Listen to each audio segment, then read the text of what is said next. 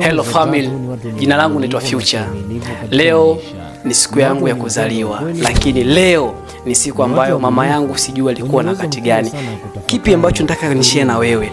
Only that point ni kwamba nataka nishare simulizi nzuri the way niko tumboni na baada ya kuja duniani. Kwa nataka nimpigie simu mama yangu, ni muhost anielezee, atuelezee wote tusikie hapa kwamba ni situation gani alikuwa anaipitia siku kabla mimi sijazaliwa. Okay, just wait to call my mom, tumsikie anasemaje. Mama Future hala wenye uwezo mkubwa sana. Okay, hawaachi kujikubali, hawaachi kujipenda, hajalishwa wanapitia nini kwenye maisha. Ni watu ambao hawasiti. Tumsubirie Mama Future hapa kidogo.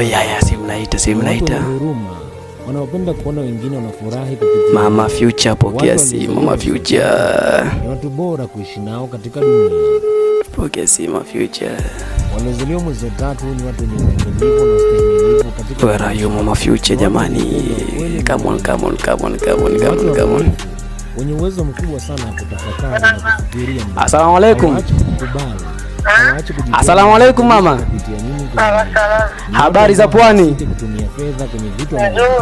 Naam mama yangu. Mama leo mama yangu ni tarehe 12. Leo ni tarehe 12 mwezi wa 3. Ya mama yangu. Leo mama yangu nataka kuwa hosti kwako. Nataka nikuhoji mama yangu. Nataka tushare the feelings, the emotion, siku ambayo mimi niko nakuja duniani, yani the first day nakuja duniani. Nataka nijue mama yangu ni vitu gani ambavyo ulikuwa unawaza wakati gani ulikuwa unapitia. Kwa hiyo tutaanza sisi nipo tumboni, nitaanza kukuhosti kipindi mimi nipo tumboni. Siji mama yangu mniridhia ni kuhosti mama yangu? Haya mama yangu, kipengele cha kwanza kabisa ninachopenda kukuhoji mama yangu, kwanza kabisa tukufahamu. Malkia wa nguvu, jina lako ni nani?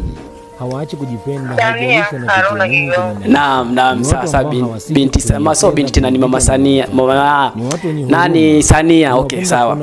Sania, una watoto wasiopungua 7. Hongera sana. Mbali na watoto, tumzungumzie mwanao ambaye kesho ni siku yake ya kuzaliwa. Naam, kesho ni siku yake ya kuzaliwa, kazaliwa tarehe 13 mwezi wa 3. Naomba nikuhoji kitu cha kwanza. Siku kama ya leo, yani tarehe 12